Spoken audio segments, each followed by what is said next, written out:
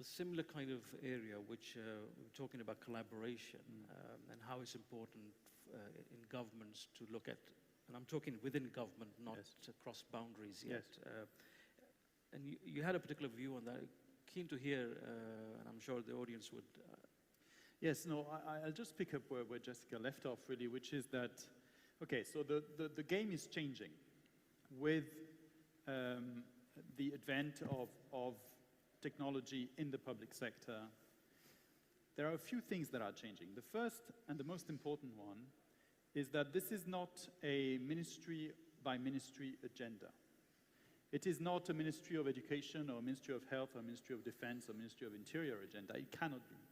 It has to be a whole of government agenda.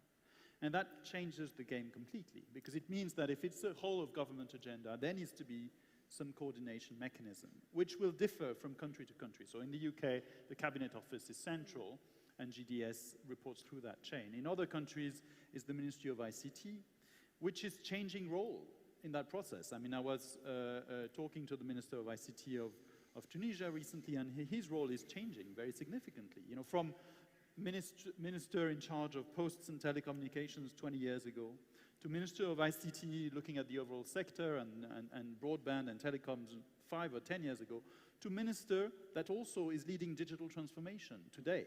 This is a huge evolution in the function. And it's one that needs to be thought through very carefully in terms of how it connects with other center of government functions. So in the same way that Jessica was talking about the IT function, which is a cross-cutting function that needs to operate across government, you also need to think about your procurement function. You need to think about your HR function. You need to think about your legal function. You need to think sometimes about your economist function. And so whatever you do in IT needs to be consistent with how you're thinking about these cross-cutting functions that need to operate across the whole of government. So we see a really important agenda in terms of connecting the digital transformation coordination mechanisms with the broader issues of cross-ministerial working also between the national and the sub-national levels, because you have a whole agenda on smart cities that needs to be connected to what's happening at the national level.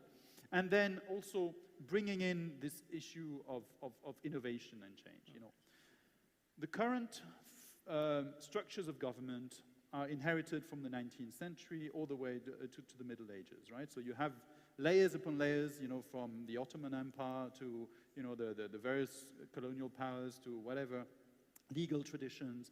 You have layers and layers of all this Weberian approach to bureaucracy, And on the one hand, you have this disruption that you mentioned of technology. And so the key challenge for all of us is how do you leverage that technology as a means to an end, as a means to disruption and to bringing out innovation into the public sector.